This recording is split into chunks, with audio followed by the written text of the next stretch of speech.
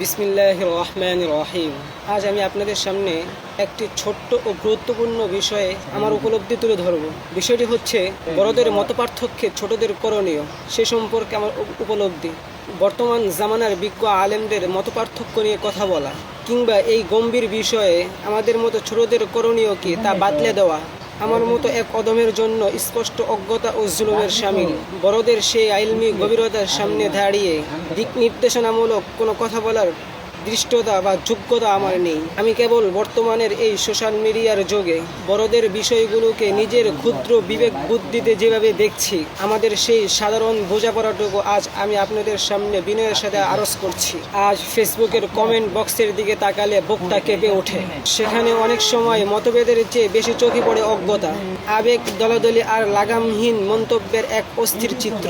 মুহূর্তেই প্রিয়জন হয়ে ওঠেন প্রতিপক্ষ, আর সামান্য ভিন্ন মতেই রূপ নেয় বড় ধরনের বিভেদের কারণ। তবে এখানে একটি বিষয় অত্যন্ত সূক্ষ্মভাবে উপলব্ধি করা প্রয়োজন। আলেমদের পারস্পরিক মতপার্থক্য দেখেই নিয়ত, ইখলাস বা দিন প্রতিষ্ঠা নিয়ে প্রশ্ন তোলা কোনোভাবেই সমীচীন নয়। বাস্তবতা হলো তারা প্রত্যেকেই নিজ নিজ অবস্থান থেকে দিনের খেদমত, উম্মাহর কল্যাণ ও সত্যের অনুসন্ধানে আন্তরিকভাবে নিবেদিত। জ্ঞান যেখানে গভীর হয় সেখানে দৃষ্টিভঙ্গির ভিন্নতা আসাটা খুবই স্বাভাবিক। তাই মূল সমস্যাটা আলেমদের মাঝে নয়, বড়দের এই পারস্পরিক মতপার্থক্য উম্মাহর ততটা ক্ষতি করত না যতটা ক্ষতি হচ্ছে আমাদের মতো অন্ধ অনুসারীদের কারণে, অন্ধ দলাদলি আর সোশ্যাল মিডিয়ার লাগামহীন বাড়াবাড়ির কারণে। আলেমদের ভিন্ন মত যেখানে জ্ঞান বাড়ায়, আমাদের অন্ধত্ব সেখানে উম্মাহর মাঝে ফাটল ধরায়। সবচেয়ে বড় আফসোসের বিষয় হচ্ছে আজ আমরা ছোট হয়ে বড়দের চিন্তা চেতনাকে প্রশ্নবিদ্ধ করছি। ফকি আব্দুল মালিক হাফিজাহুল্লাহ এর চিন্তা চেতনাকে প্রশ্নবিদ্ধ করছি। আল্লামা নুরুল ইসলাম ওলিপুরি হাফিজাহুল্লাহ এর চিন্তা চেতনাকে প্রশ্নবিদ্ধ করছি। আল্লামা মামুনুল হক হাফিজাহুল্লাহ এর চিন্তা চেতনাকে প্রশ্নবিদ্ধ করছি। আজ আমরা তাদের করণীয় ঠিক করছি ফেসবুকের কমেন্ট বক্সে। তাদের কি বিষয়ে আলোচনা করা দরকার আর কি বিষয়ে আলোচনা করা দরকার না, সেটাও আমরা নির্ধারণ করছি কমেন্ট বক্সে। আমার প্রশ্ন হচ্ছে, আমি তুমি কোথাকার কিট যে তাদের আলোচনার বিষয়বস্তু নির্ধারণ করছি? আমি তুমি কোথাকার কিট যে তাদের সীমা নির্ধারণ করে দিচ্ছি, তাদের মাঝে সীমাবদ্ধতা তৈরি করছি, তাদের চিন্তা চেতনাকে প্রশ্নবিদ্ধ করছি, তাদের করণীয় ও বর্জনীয় সম্পর্কে নির্দ্বিধায় বলে যাচ্ছি? আমরা যদি ইতিহাসের দিকে তাকাই তাহলে দেখি পূর্বসূরীদের মতপার্থক্য তাদের পারস্পরিক সম্মান ও মর্যাদাকে বিন্দুমাত্র ক্ষুণ্ণ করতে পারেনি, কারণ তাদের প্রতিটি ভিন্ন মত ছিল আল্লাহ তাআলার সন্তুষ্টি এবং সত্য অনুসন্ধানের একনিষ্ঠ ব্যাকুলতা। বর্তমানে আলেমদের অবস্থাও ঠিক তাই। তারা দিনের সুরক্ষার স্বার্থেই এক একজন এক একটি দিক থেকে আলো ছড়াচ্ছেন। কেউ হয়তো ইলমের ময়দানে আলো ছড়াচ্ছেন, কেউ দাওয়াতের ময়দানে আলো ছড়াচ্ছেন, আর কেউ বা সমাজ সংস্কারে। কাজের এই ভিন্নতা বা মতের এই বৈচিত্র্য উম্মাহর জন্য কোনো অভিশাপ নয়, বরং এক বিশাল রহমত। কিন্তু ধ্বংসটা ডেকে আনছি আমরা অন্ধ অনুসারীরা। আলেমদের মাঝে কোনো বিষয়ে সামান্য মতের অমিল বা দৃষ্টিভঙ্গির পরিবর্তন দেখা দিলে আমরা যারা সাধারণ মানুষ তারা সোশ্যাল মিডিয়ায় ঝাঁপিয়ে পড়ছি।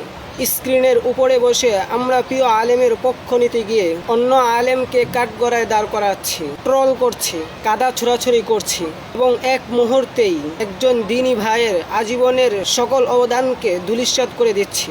আমাদের এই অনুসারীদের মতপার্থক্য আবর্তিত হচ্ছে অহংকার, সংকীর্ণতা আর নিজেকে জাহির করার মানসিকতাকে কেন্দ্র করে।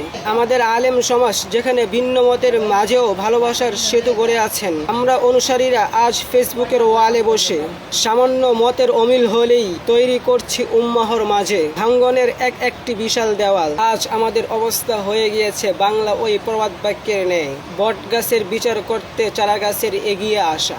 অর্থাৎ বট গাছের উচ্চতা যার মাপার সাধ্য হয়নি, সেই যদি বটগাছের বিচার করতে চারাগাছ হয়ে এগিয়ে আসে, এটাই অজ্ঞতার বড় পরিচয়। তাই আমি বলি, বড়দের মতপার্থক্য নিয়ে ফেসবুকে লেখালেখি করা এটা কোনো সমাধান নয়, বরং এর দ্বারা বিভেদ আর বিশৃঙ্খলা বেড়েই যাবে। আমার কাছে উত্তম মনে হয় তাদের বিষয়গুলো তাদের অবস্থার উপর ছেড়ে দেওয়া এবং প্রত্যেককেই তাদের নিজ নিজ অবস্থান থেকে সঠিক মনে করা। ইতিহাস ঘাটাঘাটি করলে এটাই বুঝে আসে, ইতিহাস আমাদেরকে এটাই শিক্ষা দেয়। পরিশেষে বড়দের নিকট আরেকটি বিষয় সবিনয়ে অনুরোধ জানাবো, আপনারা অবশ্যই বড়দের মতপার্থক্যে ছোটদের করণীয় কি বিষয়টি আমাদের সামনে যদি স্পষ্টভাবে বলে দেন, তাহলে আমরা হয়তো মুক্তির উপায় খুঁজে পাব। কারণ বড়রা বড় হয়েছেন বড়দেরকে সম্মান করার দ্বারা।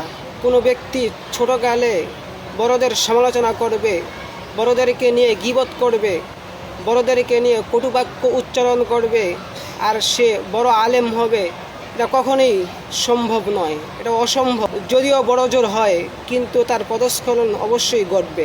আল্লাহ তাআলা আমাদের সকলকে বড়দের মতপার্থক্যে ছোটদের করণীয় কি সেটা বুঝে এবং সেই অনুযায়ী আমল করার তৌফিক দান করুন, এবং আল্লাহ তাআলা আমাদের সকলকে বড়দের ব্যাপারে সকল ধরনের মন্তব্য থেকে বাঁচার তৌফিক দান করুন। আমিন।